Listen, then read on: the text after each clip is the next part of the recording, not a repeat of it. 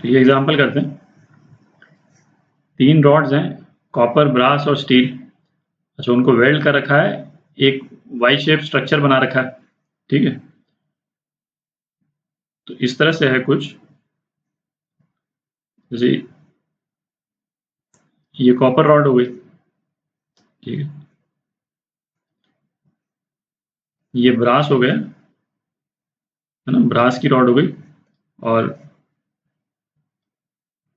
Suppose ये steel है ना, वाई टाइप का स्ट्रक्चर बना रखा है। अच्छा, क्रॉस सेक्शन एरिया तीनों रॉड्स का सेम है। Copper rod is maintained eight 100 degree centigrade. यहाँ पे कॉपर रॉड का जो एंड है वो 100 डिग्री सेंटीग्रेड पे है। Ends of brass and steel are kept at 0 degree centigrade. मतलब एक कोई हीट सिंक है, 0 डिग्री सेंटीग्रेड पे है, ये दोनों 0 डिग्री सेंटीग्रेड पे। फिर लेंथ दे रखी है तीनों रॉड्स की, लिख लेते हैं। L copper 46 centimetre, L brass 13 और एल स्टील जो है 12 सेंटीमीटर। ये कॉपर, ये ब्रास, ये steel. Rods are thermally insulated from the surrounding except at the ends. Thermal conductivities दे रखी है तीनों की, ठीक है, लिखेंगे नहीं। रेट ऑफ हीट फ्लो पूछा है। थर्मल कंडक्टिविटी के सभी क्वेश्चंस में, मतलब स्पेशली इस तरह के क्वेश्चंस में जहाँ पे रेट ऑफ हीट फ्लो या इस तरह का कुछ पूछा हो, तो उसका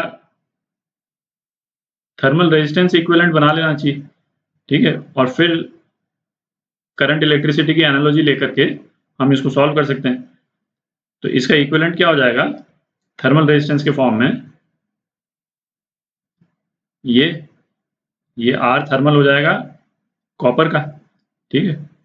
और एक ये थर्मल रेजिस्टेंस हो जाएगी आपकी स्टील की, ठीक है। और ये थर्मल रेजिस्टेंस ब्रास की, आर ब्रास। और इनको इसी तरह से एग्जैक्टली उसी तरह से कैलकुलेट करेंगे जैसे इलेक्ट्रिकल रेजिस्टेंस अपन कैलकुलेट करते हैं, है ना। इनका इक्विवेलेंट जो थर्मल रेजिस्टेंस है वो उस तरह से कैलकुलेट करेंगे जैसे इक्विवेलेंट इलेक्ट्रिकल रेजिस्टेंस कैलकुलेट करते हैं, ठीक है। तो इंडिविजुअल थर्मल रेजिस्टेंस निकाल लेते हैं। आर कॉपर, ठीक है, थर्मल रेजिस्टेंस होता कितना है? एल अपॉन के, ठीक है। तो इस केस में एल हो गया 46 अपॉन के। यूनिट जो है सीजीएचएस में दे रखी है ना, वो तो काफ़ी लंबी सी यूनिट होती है, बट हमको चूंकि सारे टर्म्स सेंटीमीटर्स में दे रखे हैं तो कोई कन्वर्जन करने की जरूरत नहीं, सीधा ही यूज कर सकते हैं। 0.92 इंटू एरिया 4, तो ये आ गया आपका 25/2। और इसको भी सीजीएच यूनिट बोल देते हैं, ठीक है, लंबा सा यूनिट लिखने की जरूरत नहीं। आर ब्रास सेम तरह से कैलकुलेट कर लें, तो ये आ जाएगा आपका 13 अपॉन 0.26 इंटू 4, तो ये भी आ जाएगा 25/2 सीजीएस यूनिट, ठीक है। और आर स्टील सेम तरह से कैलकुलेट करें आप, तो ये आ जाएगा आपका 25 सीजीएस, ठीक। तो इसमें हम ये बोल सकते हैं इसको, जैसे ये स्टील है ना, कि यदि ये आर है और ये आर है तो ये 2R है, ठीक है, क्योंकि ये आपका 25/2 है, ये 25/2 है और ये 25 है, ठीक है। रेजिस्टेंस जो है थर्मल रेजिस्टेंस स्टील का ज्यादा है, ठीक है। तो इक्विवेलेंट रेजिस्टेंस, तो इक्विवेलेंट थर्मल रेजिस्टेंस ये क्या हो जाएगा? आर प्लस, मतलब ये वाला आर प्लस 2R/3, है ना, 2R parallel with are 2R/3, तो ये कितना हो गया 5R/3।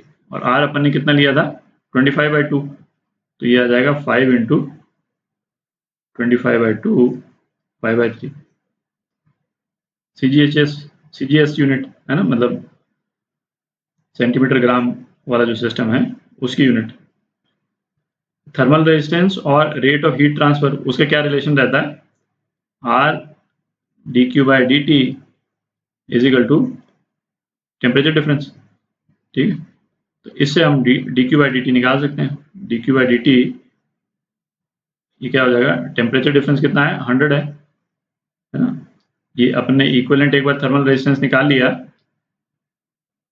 तो उसके बाद में तो है ना टोटल डेल्टा टी हम यूज कर सकते हैं। तो 100 अपॉन ये जो है ना आर इक्विवेलेंट, इसको लिख देते हैं अपॉन 3 इंटू 2। ठीक है, तो इससे आपका d Q by D t आ जाएगा, जगह नहीं यहाँ लिख देता हूँ, d Q by D t 4.8 calorie per second. ठीक, तो ये आपका आंसर हो गया। तो इसमें जो फर्स्ट पार्ट है वो करेक्ट है।